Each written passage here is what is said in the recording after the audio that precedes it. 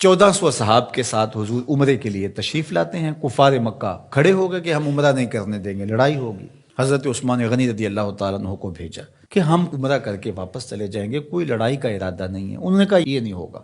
عثمان آپ آئے ہو تو طواف بیت اللہ کرنا چاہو تو کر سکتے ہو. کہا نہیں، یہ تو نہیں ہو سکتا کہ حضور کے بغیر میں طواف کروں. خیر صلح حدیبیہ کا موقع آیا تو عروہ بن مسعود کی قیادت میں قریش مکہ نے مذاکرات کیے حضور علیہ السلام سے، تو ایک صلح نامہ طے پا گیا.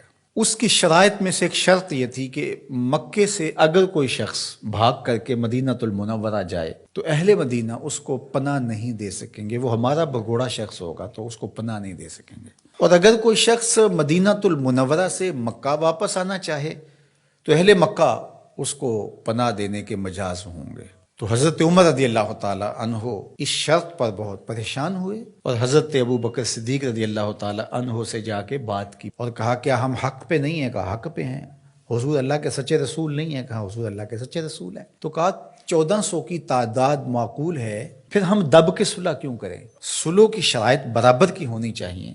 اگر کوئی ان کا بھاگ کر کے آ جائے ادھر سے تو وہ ہم پناہ دے سکیں، اور اگر ہمارا جائے تو وہ پناہ دے سکے، یا پھر وہ بھی نہ دے ہم بھی نہ دیں. تو حضرت ابو بکر رضی اللہ تعالیٰ عنہ نے بغیر کسی تعامل کے ایک بات کہی کہ عمر کیا اس شرط کو حضور قبول کر رہے ہیں؟ تو کہا وہ قبول کر رہے ہیں. تو برجستہ دوسرا جملہ آیا، کہا عمر ہوا رسول اللہ صلی اللہ علیہ وسلم. عمر وہ اللہ کے رسول ہیں. جب وہ قبول کر رہے ہیں تو بات ختم. یہ تھا وہ تیقن. اس کو اس مفہوم میں بھی لے سکتے ہیں، عقل قربان کم بپیش مصطفیٰ. یہاں پہ سارے راستے بند ہو جاتے ہیں. یہ ہے وہ یقین. تو کہا ہوا رسول اللہ. یہ برجستہ جملہ ہے جو یقین کی بجلیاں بھر دیتا ہے روحوں کے اندر. یہ کوئی حرج نہیں ہے کہ کسی بھی مسئلہ شرعی اور کسی بھی دینی امر میں آپ لاجک تلاش کر لیں، مل جائے تو اچھی بات ہے. لیکن یہ مزاج بنانا کہ اس کا لاجک کیا ہے، اس کا لاجک کیا ہے. تو اب ذرا دیکھیے کہ جو ظاہری اس پہ بات اٹھتی تھی کہ 1400 کی ہماری تعداد ہے اور وہ اتنے ہیں، تو برجستہ جو جواب دیا وہ یہ تھا ہوا رسول اللہ صلی اللہ علیہ وسلم، کہ وہ اللہ کے رسول ہیں. تو حضرت عمر وہیں خاموش ہو گئے. آگے چلیے. حضور علیہ السلام کا وصال ہوتا ہے. اس سے قبل لشکر اسامہ حضور روانہ کر چکے ہیں.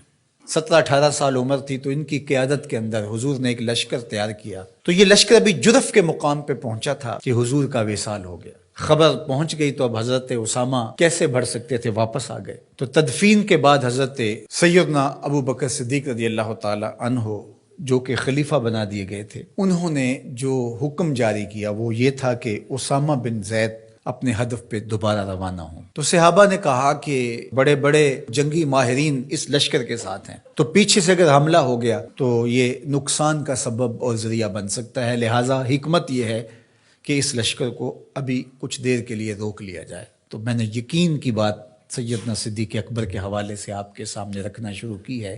تو سنیے کیا جواب آتا ہے. انہوں نے جواب میں کہا واللہ اگر مجھے یقین ہو کہ جانور درندے جنگلوں سے آ کے میرے بدن کی بوٹیاں بھی نوچ لیں تب بھی لشکر اسامہ کو بھیجوں گا، اس لیے کہ اس کو روانہ اللہ کے رسول فرما چکے ہیں. پھر اس کا نتیجہ کیا ہوا؟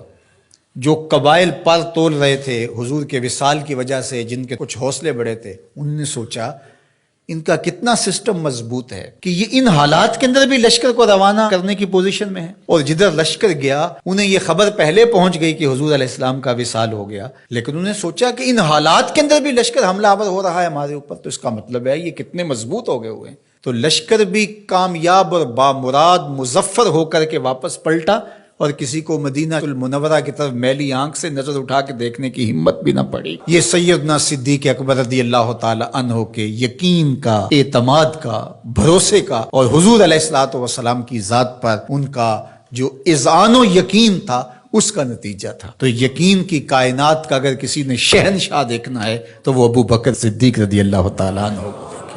ان کی پوری زندگی یقین کی دولتوں سے بھری پڑی ہے. صاحب صدق بھی ہیں، صاحب یقین بھی ہیں. یقین کی جس عظمت پر وہ فائز المرام ہیں، تو ان کی گرد راہ بھی اگر نصیب ہو جائے تو یقین کی دولت نصیب ہوتی ہے.